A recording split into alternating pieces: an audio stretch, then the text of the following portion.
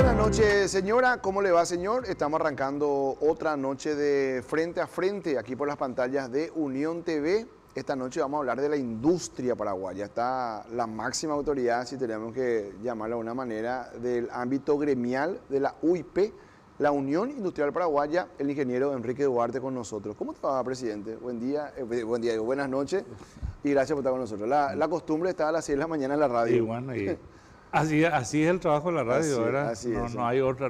Bueno, en primer lugar, un saludo cordial para vos, a través de este programa, Ángel, mi amigo, ¿verdad? Sí, Ángel Aguilera, sí. Ángel, creo que es toda una institución dentro de lo que es el periodismo paraguayo, ¿verdad? Y que nosotros también hablamos siempre de que este es el único grupo de medios que se sostiene enteramente el trabajo de medios. O sea, nosotros no tenemos empresas conexas, no tenemos un grupo empresarial más allá del tema de los medios, entonces hace todavía más meritorio el trabajo de don Ángel Aguilera. Presidente, lo primero que te quiero preguntar, ¿cómo toman la nominación de Marco Riquelme, un hombre salido del seno de la UIP, hoy como ministro de Industria y Comercio? Ya estaba como viceministro, se va Javier Jiménez a trabajar al lado del presidente de la República y Marco Riquelme asume el ministerio.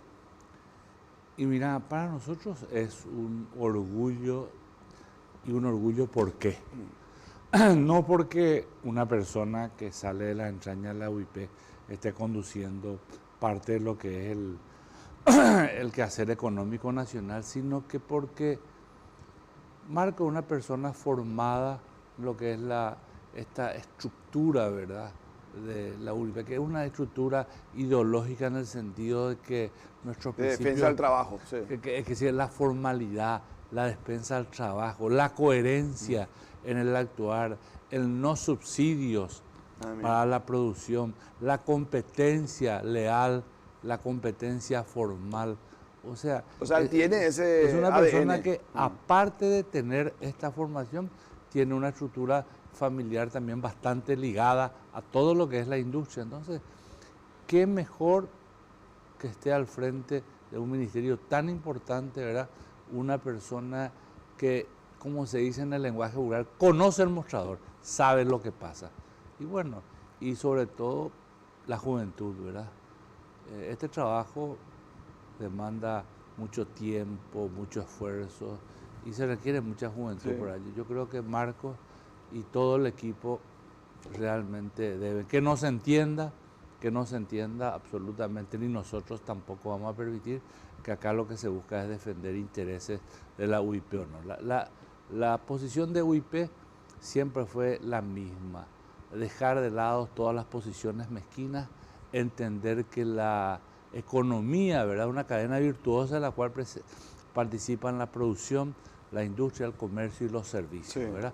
O sea, estamos todos ligados y acá ya por lo menos para nosotros terminaron aquellas viejas peleas, no que la producción, no que la industria, no que el comercio, no, acá formamos parte de una cadena virtuosa y cuando con más inteligencia manejemos esta relación y con más interacción con las estructuras de la administración del Estado, el camino hacia el desarrollo siempre va a tener un ángulo de crecimiento más importante. ¿Cuál pensás que va a ser su principal desafío en estos años que se vienen? Le quedan 2 años y medio de trabajo si completa el periodo. ¿Cuál va a ser su principal desafío de lo que ustedes ven de afuera? Estuvimos escuchando, ¿verdad?, la presentación de él y de todos sus viceministros. El principal desafío es convertir o acelerar el proceso de industrialización del país. Y vuelvo a decir, ¿por qué industrialización? En primer lugar, si hacemos en el lenguaje, ¿verdad?, de los marqueteros, un benchmarking, no existen economías desarrolladas que hayan pasado por un fuerte proceso de industrialización. ¿Y qué significa el proceso de industrialización? Significa empleo, significa empleos formales, significa avanzar cada vez más en tecnificación laboral, o sea, y sobre todo hoy, la industria, el desarrollo de la tecnología en materia de producción industrial, cada vez más demandan gente con mejores calificaciones. Entonces, nosotros 2 cosas, generar mejores condiciones o aumentar el Producto Interno Bruto a través de la industria, mejorar la calificación laboral, aumentar el empleo y bueno, y al final, como dice la gente, eso es mejorar el bolsillo, el dinero en el bolsillo de la gente. Claro, totalmente. Esa es la premisa que nosotros siempre conversamos con las autoridades económicas del país también, que Nosotros tenemos buenas noticias económicas, el segundo grado de inversión, ahora de vuelta una emisión exitosa, de colocación exitosa de bonos. Hay un montón de factores muy importantes que se pueden encontrar en los medios, pero cuando uno sale a la calle, presidente, porque de esto no se salva a nadie. Yo creo que vos en algún momento vas a parar en una esquina y vas a cargar tu tereré con la señora que vende el remedio yuyo. O sea, eso nos pasa a todos. O te vas a quedar en una bomería a pedir auxilio. Y hay gente que todavía dice, no hay coplata, dice, o falta el pirapiré, dice, o falta la pirapiré, dice la vendedora. ¿Cómo logramos que esas buenas noticias que significan crecimiento económico permeen en los sectores más vulnerables? O sea, la industria también discute un poco eso, ese compromiso con la gente más... Bueno, en todas las condiciones, pues hay que primero hubo que tener una estrategia, ¿verdad? La estrategia se materializó con toda esta situación que viene de años, ¿verdad? De que es este bienestar macroeconómico que tenemos en el país, ¿verdad? Ahora bien, la macroeconomía es una cosa y el consumo, la micro es otra, ¿verdad? Y nosotros tenemos que lograr que eso, que ese beneficio, que ese buen pasar macroeconómico que tenemos permee, digamos, a estos sectores. ¿Y cómo permea? Generando empleo y mejorando los niveles de empleo.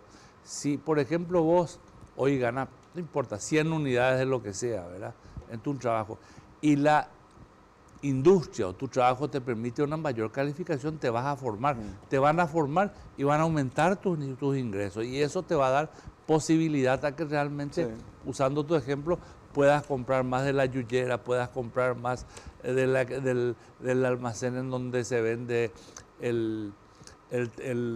la hierba, no sé, todo. Entonces, que sea. este es un proceso, acá no hay milagros, ¿verdad? Como yo siempre recibo a gente del extranjero, mucha gente dice el milagro paraguayo. En el Paraguay no hay milagro. Acá hay sangre, sudor y lágrimas desde los acuerdos que hicimos allá al inicio de los años 2000, ¿verdad? Y de todo lo que se cumplió, ¿verdad? En aquella época éramos un país altamente informal. Con esto no estoy diciendo que hoy la informalidad no sea importante, pero ¿verdad? disminuyó mucho. Está en un 21, 22%, pero estábamos cerca del 70%. Las recaudaciones fiscales, vos podés ver de cómo estaban y cómo creció. O sea, la sociedad civil, el empresariado hizo lo suyo. Yo creo que lo que quedó un poquito sobre la mesa fue una real reforma del Estado, ¿verdad? Claro, claro. Pero tenemos que seguir, tenemos que no se haya hecho, no es motivo para decir, no hicieron acá. Tenemos que seguir. Tienen que insistir. Vos sabés que el tema interesantísimo, pues yo siempre digo esto, presidente, en radio. A mí me cuesta creer, a ver, cuando uno integra un gremio importante, ahora vamos a hablar de la UIP, pues ahí hay que hablar de FEPRINCO, hay que hablar de un montón, Cavialpa, un montón de gremios del rubro que sea. Uno tiene la autoridad para decirle al gobierno, señores, vamos a mejorar esto, porque finalmente son representantes de los sectores que producen los recursos para este país. Pero quiero hablar un poquito más adelante porque me quiero centrar en un tema que vos mencionabas. Mayor poder adquisitivo, o sea, mayor ingreso es mayor consumo. La OIP tiene una variedad muy amplia de empresas, pero de las que sean de consumo, de las que generen, no sé, voy a ir al ejemplo otra vez de Marco Riquelme. Su familia tiene Galitas Macei, que yo siempre cuento también que es un lindo ejemplo de cómo la industria paraguaya mejoró. Yo crecí comiendo criollitas. Y un día se comenzó a posicionar en la góndola de los super la Cracker, creo que se llama, de Macei, y es más rica. Y dejamos de hacer el ejercicio automático que hacía antes nuestra abuela, de decir, este es importado, este es mejor. Eso ya no dice hoy el consumidor. Entonces, quiero preguntarte, ¿sienten ustedes con sus agremiados de que hay mayor consumo en Paraguay? ¿Está consumiendo más la gente de lo que consumía hace 20 años en promedio, digo? Desde luego. Y hay informes permanentes, hay informes más fiables, te voy a decir. Que la sensación. Que vienen desde el sector supermercadista, ¿verdad? En donde hay estudios especializados y hay encuestas especializadas que todo el tiempo están siendo publicadas. Capazo tiene muy buen software para eso, sí. Inclusive sí. podemos ver para que puedas tener, porque es importante que se sepa cómo avanza el consumo, sin ninguna duda. Ahora, ¿qué es lo que yo veo que es lo más importante? Nosotros hace 10, 15 años atrás, las góndolas, voy a usar el ejemplo de los supermercados, pero me gustaría que, porque es más gráfico nomás, pero podemos hablar del almacén también. Tenían un 70-75% de productos importados. Hoy esa relación cambió. 70-75% son productos nacionales, o sea, fabricados en el país, generando desarrollo, generando empleo en el país. Y eso es una realidad, eso es un orgullo. Y voy a tocar otro tema en forma transversal, es por eso que nosotros tanto cuestionamos el tema del contrabando. Mucha gente dice, bueno, pero a la gente hay que permitirle que su poder adquisitivo lo pueda utilizar comprando productos más baratos como lo del contrabando. Pero no piensa en la gente que está dejando sin empleo. A veces a un amigo, a un hermano, a un pariente, a un vecino. Entonces, eso que nosotros vemos en las góndolas costó mucho sacrificio. Hizo que una empresa como Macei, por ejemplo, para poner tu industria del aire que se llaman, solamente utilizando su ejemplo, tenga que realizar un enorme sacrificio. Y todo el mundo dice, sí, está, pero nunca dicen cuánto se tuvo que endeudar, a cuánto debe para adquirir o para implementar toda esa tecnología para poder competir con el producto extranjero. Simplemente utilizando tu ejemplo, hay muchos ejemplos en el mundo textil, en el mundo del plástico, en el mundo metalmecánico, en el mundo domisanitario. ¿Cuál es el rubro que vos sentís que es el que más creció en estos últimos años? En proporción, digo. Yo creo que todos crecieron, ¿verdad? Todos crecieron. El sector de alimentos no solo creció, sino que mejoró relativamente en todo lo que es calidad, en todo lo que es packaging, ¿verdad? Pero hay sectores demasiado importantes, el sector textil, el sector metalmecánico, y estamos exportando estructuras hechas en Paraguay a Estados Unidos y Canadá, ¿verdad? El sector autopartes, no importa si los regímenes son normales o de maquila, lo importante es que produzca empleo. Estamos siendo hoy grandes protagonistas a nivel global produciendo los arneses o los cables para vehículos, por ejemplo. Hay fábricas textiles, por ejemplo, en zona de Alto Paraná, con 150.000 metros cuadrados de zona de producción. Hay otras con 45, 50. No estoy hablando de una, estoy hablando de varias. Muchas, Y bueno, esa es una realidad, ¿verdad? Y sabes que yo siempre digo algo. Nosotros los paraguayos no sabemos lo que hacemos en nuestro país. Tenemos que salir, tenemos que visitar. Encontramos las cosas más raras, las cosas que nunca nos pensábamos que, por ejemplo, se producen en el país. Y vamos, por ejemplo, allá subiendo en Andaria, encontramos una fábrica del primer mundo que produce cápsulas para medicamentos, o sea, la capsulita esa, donde adentro le ponen. Increíble, una fábrica con una tecnología de punta. Acá cerca de Asunción tenemos la gente que produce prótesis ortopédicas.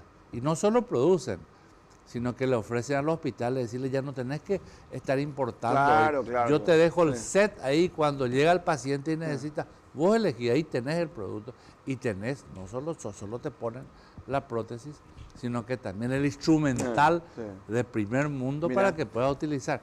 Te estoy poniendo así unos ejemplos. Ahí también fue vital, porque hay que explicar también que en un montón de rubros la industria trabaja para venderle al público, al mercado común, pero también el Estado es un gran cliente.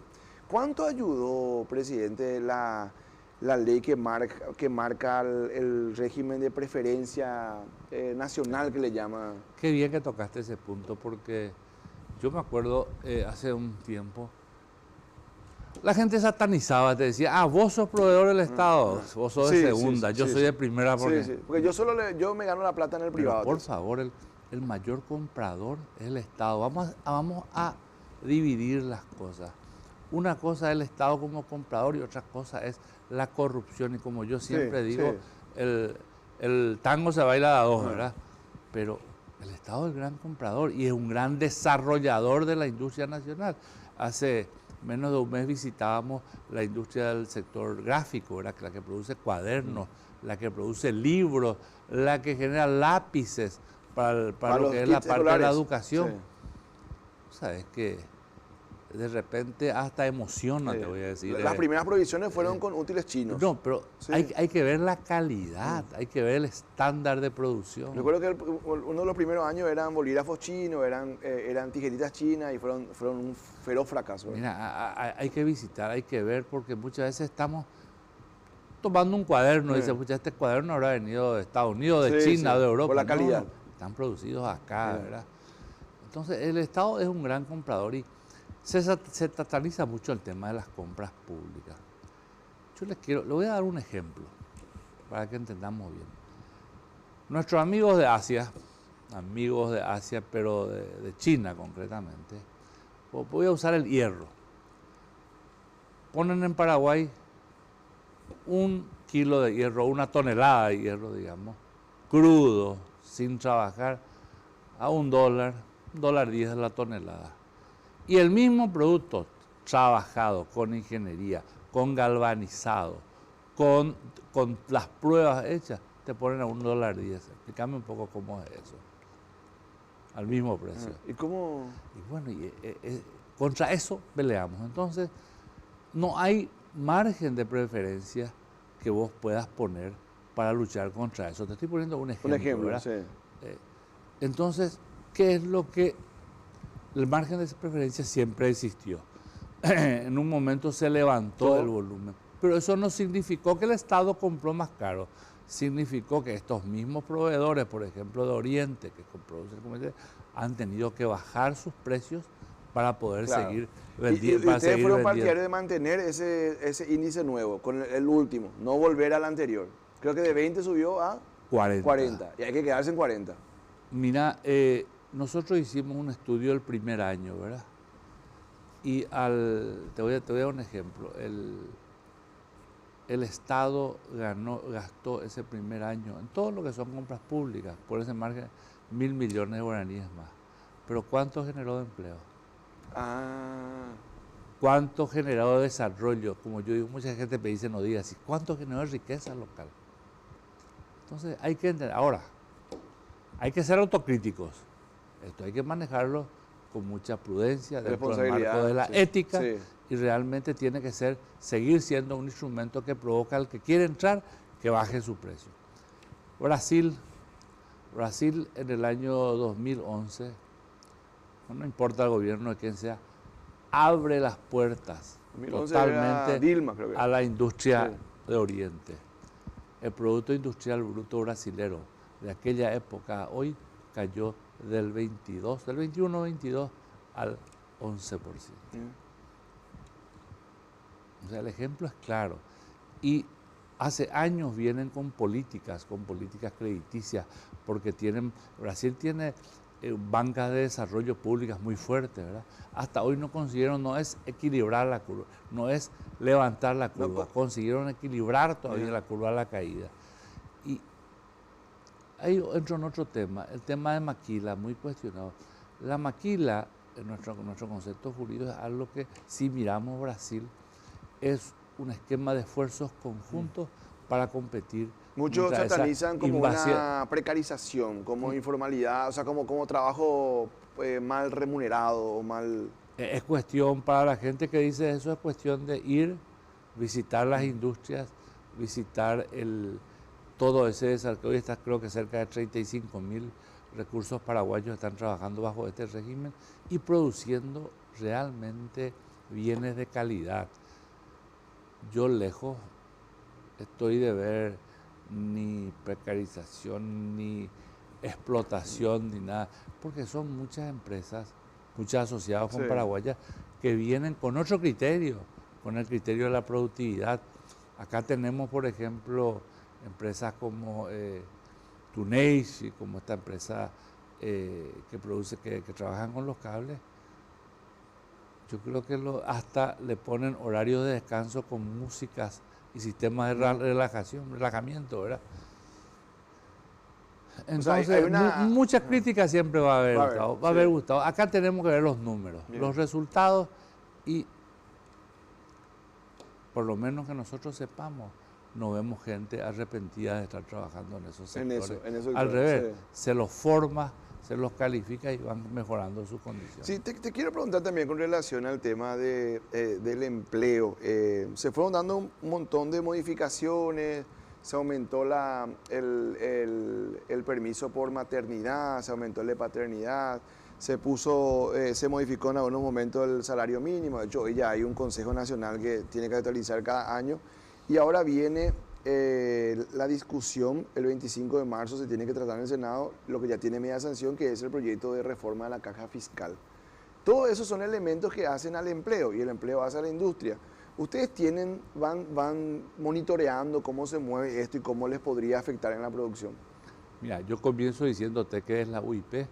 Nosotros tenemos un relacionamiento y una interacción permanente con las centrales obreras legalmente constituidas. Ah, mira, hablan ustedes. Trabajamos muchísimo, trabajamos en forma coordinada. La ley de la superintendencia, ¿Sí? la hemos consensuado y se ha respetado. Pero también vemos de que a través del tiempo se ha trabajado mucho en la generación de normas, ¿verdad? En la promulgación de leyes, sin analizar el impacto que tenían. Recién hablaba, por ejemplo, el tema, vamos por ejemplo, el tema del laboral, del tema de las empleadas domésticas. No estoy en contra, pero miremos los resultados. Impactó miremos negativamente. cuál fue el impacto. Sí, impactó negativamente. Miremos, por ejemplo, el caso del cónyuge, ¿verdad? El caso del varón, ¿verdad? Cuando da a luz la esposa, ¿verdad? Está trabajando la cuestión del permiso. ¿En qué termina eso? No es que termina que toma realmente ese tiempo para ya estar en la familia. Es una cuestión que le permite una negociación, un error de decirle, bueno, yo me quedo, pero pagame más por esto. O sea, no logró el fin. Ah, mira. No ha logrado el fin. Por ejemplo, hacia fin de año, unas discusiones dijeron, no, que las llegadas tardías no pueden ser sancionadas, que tienen que entrar en procesos sumariales. Yo te voy a poner un ejemplo, una fábrica. Yo tengo una fábrica y tengo acá un tren de producción que necesita 10 personas, donde la máquina arranca acá y toda la producción termina acá, las 10 personas. Si una persona no viene, mi máquina no arranca. Si una persona llega tarde, mi máquina no puede arrancar. Si no arranca, merma la producción. Merma la producción. Si merma la producción, merma la facturación. Entonces hay que entender que el mundo en que vivimos es diferente a ese mundo a lo mejor en que nosotros estudiamos y los juristas del tema laboral han estudiado, que son 20 o 30 años atrás. Simplemente un ejemplo. Entonces, te demuestro cómo tenemos que dialogar y cómo tenemos que escuchar las experiencias de todos los sectores para trabajar en la promulgación de normas, ¿verdad? Hoy ya no puedo decir hago esto o aquello, hay que ver el impacto. Nosotros proponemos de que cuando se va a presentar un proyecto de ley se presente con claridad cuál va a ser el impacto en la economía, en el empleo, en la sociedad. En el caso del servicio doméstico hay que decir, y yo aclaro que en casa nosotros a doña Nilsa que nos ayuda, nos cuida la casa, nos maneja la casa, le pagamos incluso por encima de eso que marca el mínimo, porque es una cuestión también de ir haciendo una valoración del trabajo y de la confianza. Ahora, si uno mira los números, ese supuesto avance laboral para el servicio doméstico impactó negativamente. Hoy hay menos personas registradas en el IPS por el servicio doméstico. Mira, es increíble, ¿verdad? Yo te vos pusiste el ejemplo de tu casa. Yo siempre admiro cuando la gente me dice, voy a darte una infidencia, no consigo turno, yo no sé, pero una señora que con mucho cariño trabaja en mi casa, ¿verdad? Yo no sé, pero de todo ya consiguió con el sistema de salud sin que haya ninguna intervención. O sea, le es útil a la gente, pero no logró el fin. A lo mejor tendríamos que haberla hecho de otra forma, ¿verdad? Sí. ¿Y la reforma de la caja fiscal? ¿Cómo están viviendo ustedes esta discusión? Yo creo que hace años venimos hablando personalmente y en entrevistas, Gustavo, y vos sabés nuestra posición, sí, ¿verdad?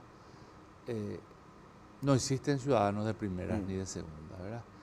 Y lo que se hizo, ¿verdad? Con todo lo que es la estructura de la caja fiscal, las diferentes cajas, a través de los años, la politiquería. Pues voy a aclarar porque la política, en toda democracia la política es necesaria. Claro, es el soporte y hecho a la el democracia. soporte de todo lo social, lo cual es una función del sector político. Pero lo que se hizo, cómo se canibalizó todo esto, ¿verdad? Y hoy estamos viendo los resultados. Ese era en su momento pan para hoy, hambre para mañana. Y hoy, bueno, dice que esto, nosotros vamos a aumentar impuestos. Sí, está bien. Y nuestra competitividad, vamos a aumentar impuestos, vamos a bajar producción, vamos a echar empleo. No, es así. Vamos a poner las cosas como son. Las cajas tienen que ser autosustentables y todos tenemos que ser iguales. No tiene por qué un sector ser diferente. Yo muchas veces escuché, dije, no, pero la gente no entiende que nosotros nos sacrificamos más que los otros. La elección de la profesión, claro, la elección es una decisión personal que debería, ¿verdad?, estar guiado por la vocación que tiene una persona y no por los beneficios. Y por un renunciamiento, o sea, uno sabe a qué no por los beneficios que va a recibir, ¿verdad? ¿Por qué? Yo te doy un ejemplo, ¿por qué un empleado de la empresa donde nosotros estamos, ¿verdad?, tiene que estar aportando una cantidad de X de años, tiene que tener una antigüedad, y por qué una persona del sector público tiene que tener algo diferente? ¿Por qué? ¿Por qué queremos tener ciudadanos de primera y ciudadanos de segunda? Hay que unificar las condiciones. ¿Por qué tenemos que, aquellos paraguayos que no tenemos nada que estar pagando con nuestros impuestos aquello Calzando cuando la caja. debería sostenerse per se? Claro, de los elementos que hoy están en discusión, porque hay una propuesta, yo ni siquiera la llamo reforma porque es un ajuste, ¿verdad?, que hay que hacer. Ahí está, cantidad de años de aporte, edad mínima de jubilación, porcentaje de aporte, ahí entra la dualidad aporte obrero-patronal, tasa de sustitución, y de estos elementos... Esa es una ecuación matemática que hay que en función de... Esos son los estudios actuariales, ¿verdad?, de cómo vienen las futuras predicciones, tiene que salir un número y eso tiene que ser. Pero ¿qué va a opinar la industria si la clase política el 25 de marzo dice, no vamos a aprobar como vino diputado, vamos a tocar, pero vamos a tocar solamente el aporte obrero patronal y igual se va a jubilar joven la gente, igual va a tener la misma tasa de sustitución, la edad mínima, la cantidad de años, pero vamos a tocar el aporte? Eso va a incidir en los costos de la producción. Yo creo que tenemos que ser responsables. Yo no quiero hacer futurología sobre qué va a opinar un sector u otro. Yo creo que tenemos que ser responsables y tenemos que entender que la vida no termina acá al final de este gobierno ni dentro de 5 y 10 años. Nosotros tenemos que generar condiciones que nuestras generaciones futuras puedan seguir manteniéndola, ¿verdad? Yo estoy seguro de que en el futuro las expectativas de vida, las condiciones van a ir cambiando y probablemente haya que otra vez hacer reformas. El sistema norteamericano, bueno, varios sistemas jubilatorios en el mundo, ¿verdad?, para no citar uno específico, han tenido cambios.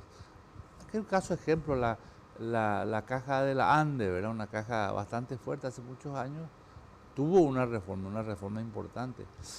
No estoy seguro si no fue cuando el presidente Peña era ministro de Hacienda. Probablemente. Creo que fue en ese momento. Claro, sí, porque tuvo el enfrentamiento con Citrande, sí. ¿Y qué pasó?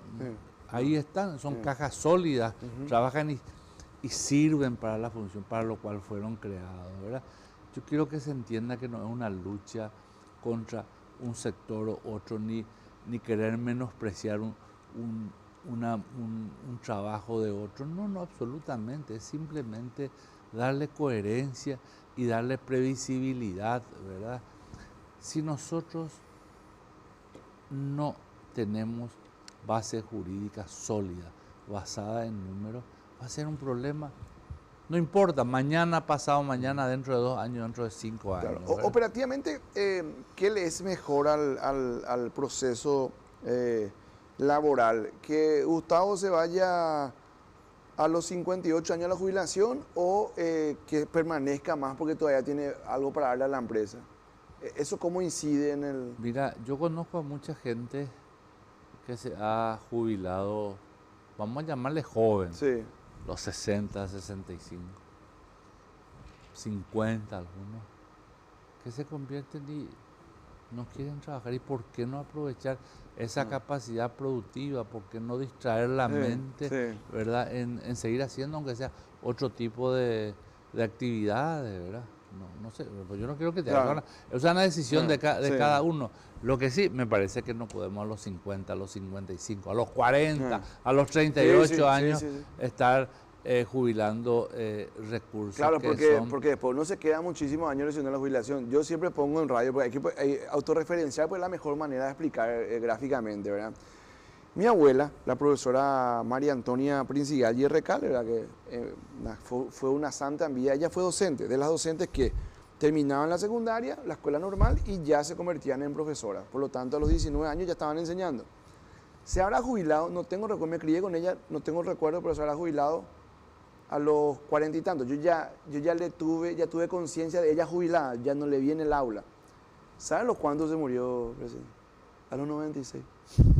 O sea, aportó casi 30 años, pero vivió 50 años más. No hay caja que te aguante. Claro.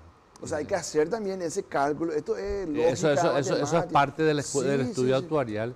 Y el estudio actuarial tiene que ser serio, tiene que, bueno, nunca va a representar la verdad, porque hay muchos conceptos, muchas previsiones que hay que hacer. Por eso es que hay que ir adecuando esto en el tiempo.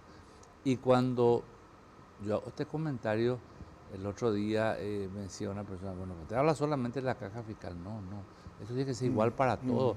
El mismo criterio para lo que es el tema jubilatorio a través del IPS. El mismo para criterio todo. Para lo que es la caja de los legisladores. No. O sea, esta no es cuestión de decir, haz lo que yo digo, pero no lo que ahí yo por haga. Lo menos hubo una cierta trampa porque los legisladores aprobaron que ya no dependa del Estado, o sea, se van a joder ellos si se descalza. Pero igual para mí hubiera sido simbólico que ellos igualen las condiciones a don Juan que trabaja en un frigorífico. Porque finalmente hablamos de eso, del mensaje del renunciamiento y de la clase igual para todos, ¿verdad? Yo creo que el mundo cambia, los medios de prensa, todo esto que estamos haciendo en el momento, van informando, van educando, van transmitiendo. Yo creo que en algún momento la autocrítica y la ética deben primar, ¿verdad?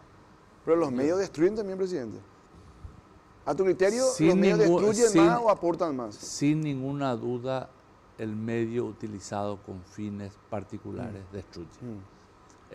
Los medios utilizados para el interés general construyen. O sea, vos sabés que hay medios de comunicación que hoy se utilizan para desvirtuar el trabajo, para desvirtuar la propiedad privada, para desvirtuar, por ejemplo, el proceso de la inversión, que plantean impuestos a la riqueza, que plantean que el sojero es un tipo malo, o sea, también hay... Mira, de todo se habla y se dice, muchos hablan del sector primario. Nosotros que hablamos de nuestra macroeconomía, ¿cómo construimos gran parte de esto? Con esa riqueza del campo. Hoy nos llama a tener otro tipo de actitud. Esa riqueza producida en el campo tenemos que transformarla, porque si nosotros exportamos como materia prima, estamos exportando capacidad de generación de empleo y de riqueza a otros países. Es así de simple. Sí. O sea, absolutamente no es que se diga que el sector primario. Claro que importa. Y si miramos este plan que justamente el Ministerio de Industria y Comercio encargó a la consultora McKinsey, ve que el primer pilar es potenciar a todo aquello que tenemos del sector primario, como a través de tecnología, a través de mejoras en la... Sí. Lo siguiente es industrializar eso. Claro.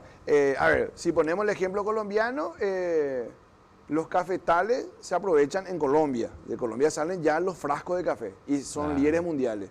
En Paraguay nosotros vivimos la época del oro blanco. ¿Te acuerdas, presidente, que en el noticiero salía la cotización de la soja en el mercado internacional? Y esa soja se iba, perdón, estoy confundiendo con el algodón. Y el algodón salía de Paraguay como materia prima. Y volvía como producto terminado. Imagínate hoy, y llegamos a tener uno de las 3 variedades más importantes a nivel global de de algodón, que fue la Reba 357, ¿verdad? Que competía con el algodón egipcio y el peruano. Y bueno, yo creo que nuestra desprolijidad hizo que perdamos. Se iba ¿Vos te acuerdas a cuánto se iba la tonelada al extranjero? Sí. No sé, pero monedas. Eran monedas y cuánto una No, remera, y venía una cosa. la remera Lacoste venía de Perú, venía a 50 ahora en su momento, Bueno, hoy a $100. Yo creo que todo esto que pasó forma parte del aprendizaje y de lo que debemos mirar, digamos, para poder corregir todas aquellas acciones y sobre todo la forma de pensar hacia dónde queremos Sí. ir. ¿Verdad? ¿Les preocupa a ustedes cuando, bueno, hay que hacer también el filtro porque a veces los medios plantean cuestiones que son muy ciertas, pues también hay muchas cuestiones que son tendenciosas, pero de las que pueden considerarse ciertas? ¿Les preocupa como gremialistas, por ejemplo, cuando se proliferan informaciones de mal gasto del Estado, esos viajes en primera clase, gente que no se necesita contratar y hay superposición de funcionarios, o sea, cuando ven que el Estado sigue gastando mal, ustedes... Cuando comenzamos a hablar esta noche, yo te decía de que lo que La reforma. se logró en base de sangre, sudor y lágrimas, ¿verdad? Porque hubo Sí. que sudar para llegar hasta donde llegamos. Y que hay una parte que quedó siempre pendiente, que es la eficiencia de la burocracia estatal, vamos a ponerle con ese nombre, ¿verdad? Porque el Estado tiene una serie de prestaciones Sí. que debe dar, ¿verdad?, a la ciudadanía.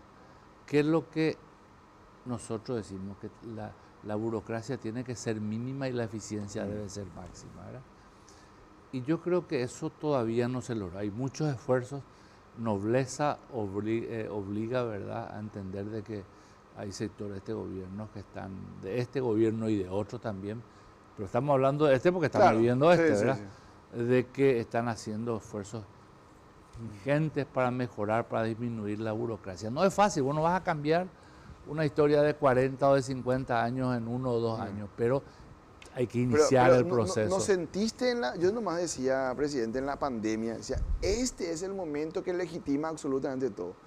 ¿No sentiste que desaprovechamos la pandemia para achicarnos, para dejar de gastar mal, para dejar de tirar plata al techo? Porque la pandemia, por un momento decía, acá tenemos que ajustarnos. Yo creo, esa sensación me dio, que nosotros desaprovechamos la pandemia para achicarnos. Yo recuerdo que durante ese año de la pandemia 2020, llegó un momento y dijimos, mira, por fin realmente estamos haciendo, está bien, estaba la pandemia, estamos haciendo bien las cosas, estamos protegiendo nuestra producción y la industria creció. Increíblemente creció. Y estábamos convencidos de que, mira, comenzó el proceso realmente. Pero después nos dimos cuenta que lo único que estaba existiendo era el miedo, porque en cada vaso de agua o de dulce o lo que sea venía el bicho de la pandemia, ¿verdad? O sea, fue un proteccionismo forzoso. Forzoso, digamos, ¿verdad? La producción del azúcar, nuestro azúcar, por ejemplo. Creció. Vendía todo no había. ¿Ustedes sintieron que disminuyó el contrabando? Porque Miguel Prieto me dijo acá que las autoridades cerraron el puente de la Amistad, entonces era el único puente, hoy ya hay 2, pero el contrabando funcionó normalmente. Claro, pues tenemos por frontera seca. Sí. Hay un caso que yo siempre digo, hace poco hay una industria muy tradicional que ¿qué hacía? Producía piscinas a partir de la fibra de vidrio. Ustedes saben que tuvo que cerrar esta señora su fábrica, ¿por qué? Porque entra de contrabando piscinas. O sea, no estamos hablando de un celular. ¿Y por dónde? Espera. Piscina de 30.000 litros, ¿por dónde meten? Y por la frontera seca. Mira. O sea, no estamos hablando de un celular que se puede guardar bajo un asiento y pasar el puente. O sea, estamos hablando de... Hay que entender que el contrabando es un flagelo.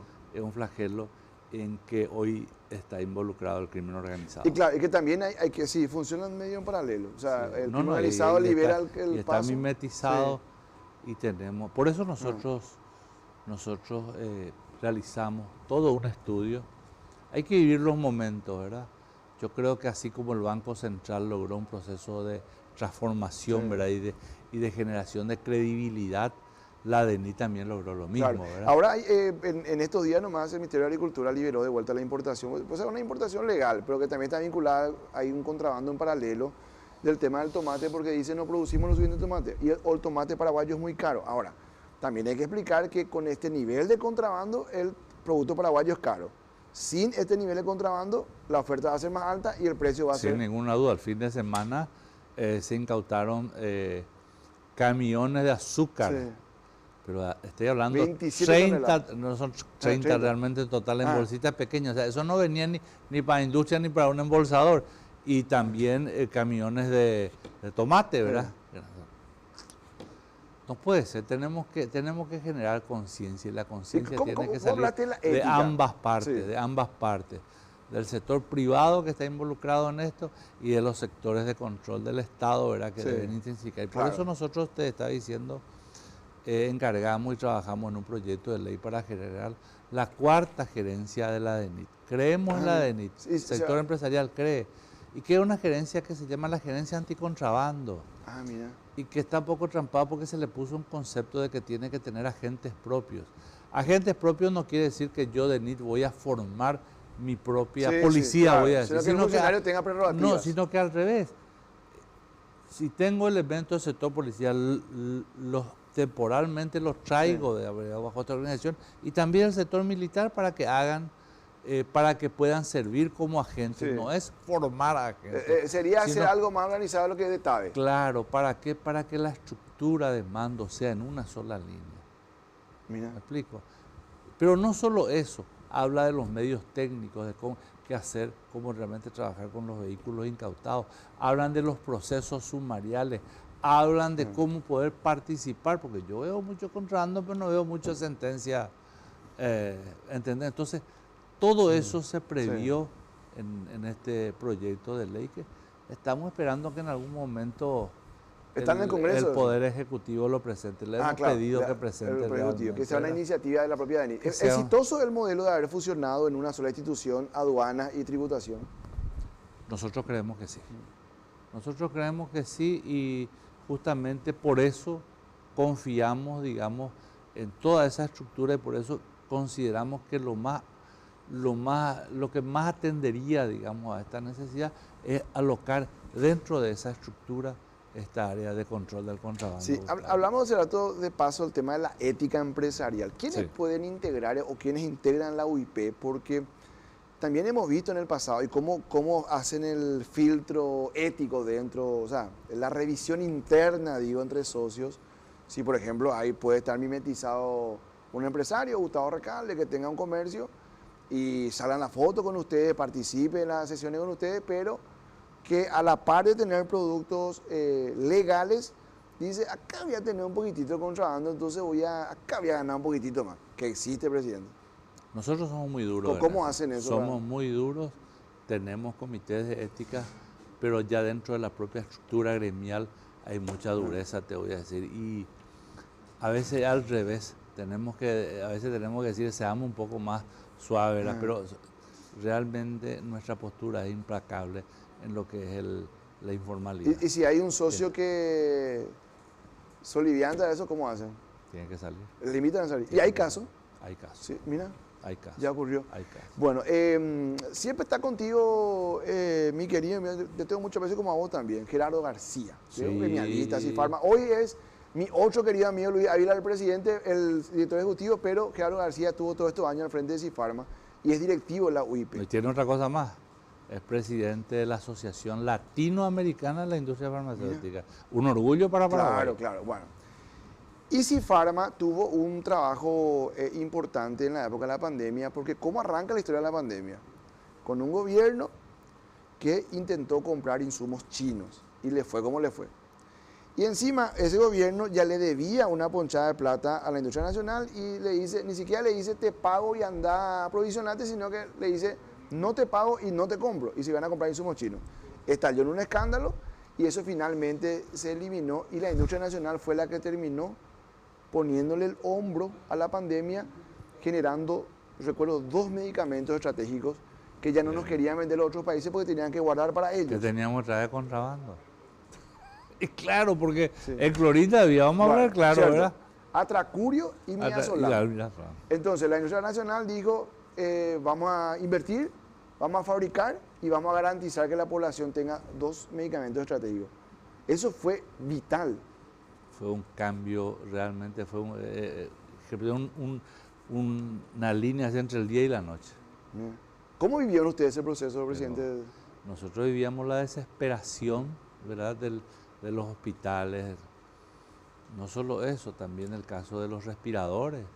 Ah, claro. Nosotros comenzamos a salir a buscar las chatarras que habían de respiradores, del IPS, del Ministerio de Salud, y a trabajar, a crear modelos, a volver a reacondicionar, y participó el sector privado, el INTN, la gente IPS, o sea, un equipo, así como había otro equipo que se aprovechaba de la situación, sin embargo, hubo un equipo que corría el riesgo estando en la calle buscando trabajar por esto. Mira, ¿cómo están trabajando hoy en la UIP con relación a la proyección económica para los siguientes años? También una cuestión que yo quiero explicar, porque tuve la oportunidad de ser invitado junto con el colega Enrique Vargas Peña un día a un foro, al primer foro energético nacional. Y ahí me voy yo a la UIP a compartir, me gusta mucho compartir con los referentes porque uno aprende en las charlas, yo por lo menos trato de asimilar lo más que puedo, y veo el Centro de Estudios Económicos, que dirige el doctor Julio Fernández, que fue director de aduanas en su momento, y digo esto es lo que tienen que tener los gremios, tienen que tener grupos de estudio, grupos consultivos, que le faciliten a la plana mayor del gremio, estos son los números, estas son las proyecciones.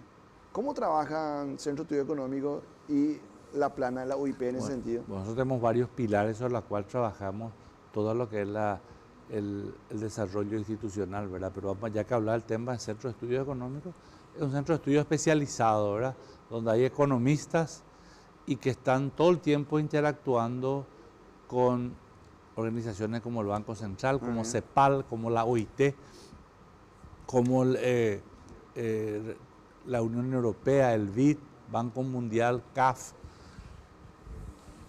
mirándole e intercambiando información, también con organizaciones pares de otros países, ¿verdad?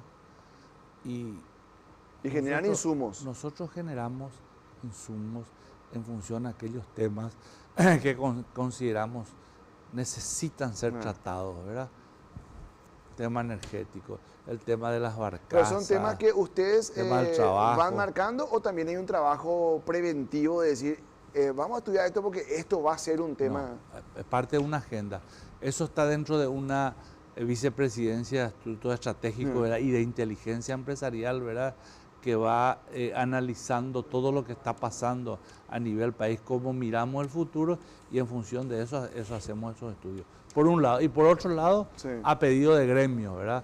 Por ejemplo, en este momento el sector de bebidas pidió un estudio, se le está haciendo en su momento el sector farmacéutico, en otro momento el sector plástico.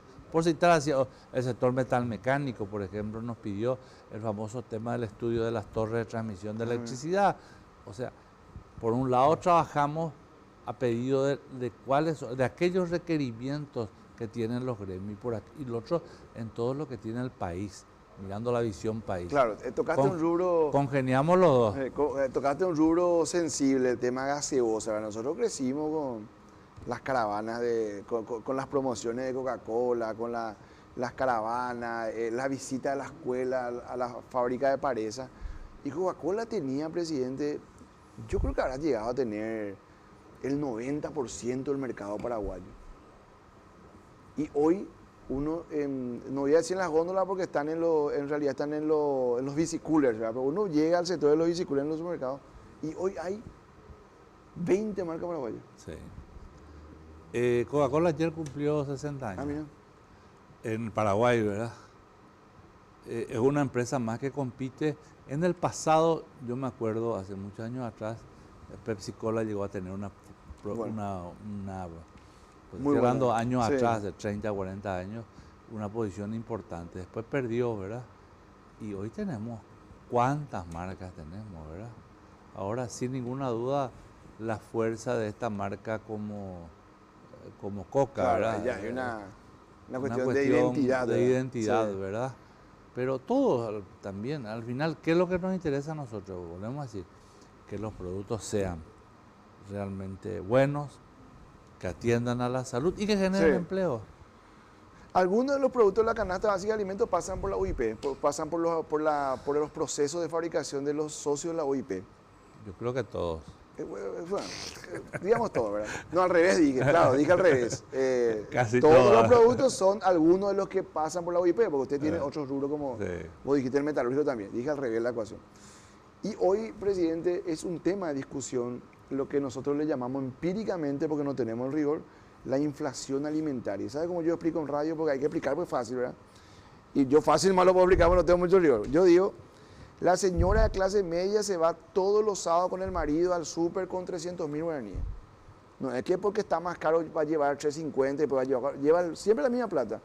Y siente que trae menos. ¿Cómo ustedes analizan ese...? Bueno, te voy a cambiar, te voy a llevar la carne. Vamos a tocar el caracol de la cuestión, ¿verdad? La carne es el más gráfico de todo. Nosotros llevamos años de mucho sacrificio del sector productor trabajando en la genética nacional. Sí. Y trabajamos muchos años propiciando, digamos, la carne paraguaya en el contexto internacional. Llega un punto, y otros países pasaron por esto, ¿verdad?, en donde decimos, bueno, estamos posicionando a esa proteína paraguaya a nivel global. Hoy la carne paraguaya es conocida en el mundo. Todavía en algunos países todavía inclusive son celosos ahí de cuidando, pero si miramos materia de sabor, de calidad, es una cosa diferente. ¿Y qué hacen? Los mercados cada vez más piden todo. Antes sobraban todas las vísceras y hoy los mercados dicen, no, yo quiero todo. Hoy se empaqueta los osobucos y se mete a la góndola. No tenemos que olvidar que venimos de años en la cual la producción primaria, ¿verdad?, sufrió por los precios, sufrió por las condiciones, tanto así que hasta el hato ganadero disminuyó, bajó, ¿verdad? Sí. Disminuyó. Pero el productor de la carne sigue quejándose que él recibe poco por su ganado en pie. Bueno. Y el presidente Capazu, que es mi amigo Gustavo Lescano, yo le llamo de la radio y él me dice, Gustavo, nosotros le aplicamos el mismo margen que todo. Entonces mi sospecha es que el punto intermedio de la cadena, llámese frigorífico, se está quedando con mucho margen.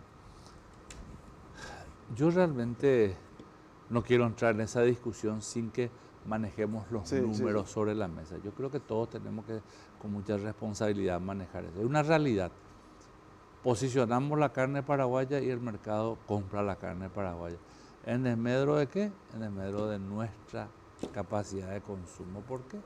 Y porque están demandando todo y el sector, yo creo que todos los sectores tienen que aprovechar este momento, ¿verdad?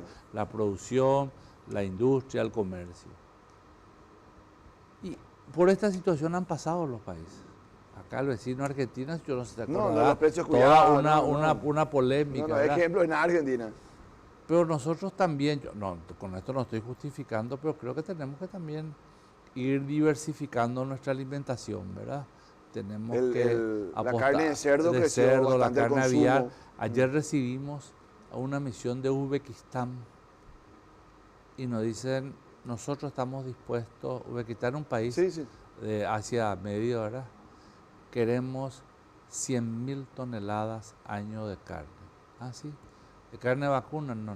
Queremos comenzar de las 100.000 con 50.000 toneladas de carne de cordero. Bien. Para seguir creciendo. Después le digo, nosotros no tenemos esa producción de cordero. Nosotros estamos dispuestos a venir con tecnología, con know-how. Queremos que ustedes pongan la tierra, la capacidad de producción y vamos a producir el cordero que nosotros necesitamos. Bueno, les digo, y el tema sanitario, estamos firmando acuerdos, vamos a cortar todas las barreras sanitarias. ¿Por qué? Porque necesitamos el alimento. Va a generar empleo y probablemente, si esto ocurre y avanza, también va a llevar nuestro cordero. Totalmente. Pero me quedó picando, a mí me duele en el corazón, presidente, porque y alguno que otro va a picar allí, porque decir, la alimentación tradicional paraguaya, pues la carne está muy presente. Es a base de la carne. de base de la carne. Y yo entiendo, y tenemos que buscar un punto intermedio. Yo creo que, si vos me decís cuál es la solución, yo creo que tenemos que entrar en un proceso de diálogo, pero un diálogo franco, un diálogo de transparentar los números transparente, y en donde de repente no importa que hay sectores que ahí tienen que abandonar posiciones mezquinas, y tenemos que trabajar un poco en función del bien común. Y esa es una articulación en donde, que mayormente privada, pero tiene que ser una gran articulación pública-privada. Lo que sí, yo creo que nosotros, desde el punto de vista del sector privado, no podemos permitir que se impongan precios, porque ese es el inicio de la debacle, ¿verdad? Lo que hacían los argentinos con los precios Tenemos cuidados. que trabajar con conciencia, no tenemos que abandonar el diálogo, ¿verdad? Y yo apuesto al diálogo. Yo creo que se pueden solucionar ese tema. Estos malestares, vamos a llamarlo. Presidente, tengo que cerrar puntual. Gracias por el tiempo. Por favor. Muchísimas gracias por acompañarnos hoy. Lindísima charla sobre la industria paraguaya, y mi saludo, mi respeto a todos los integrantes de la Unión Industrial Paraguaya. Gracias, presidente. Gracias a vos, Gustavo, a toda la gente de esta casa, a toda la gente que está detrás de cámara, que son trabajadores que están forjando este país. Muchísimas gracias. Gracias. El ingeniero Enrique Duarte, presidente de la Unión Industrial Paraguaya, con nosotros esta noche. Este capítulo repetimos a las 23 para la gente que llega más tarde a casa, y mañana todos los cortes también en redes sociales. Que pasen bien, que tengan un lindo fin de semana para compartir con la familia, con los amigos, y para recargar pilas, que se viene de vuelta otra semana de mucho trabajo. Que pasen bien.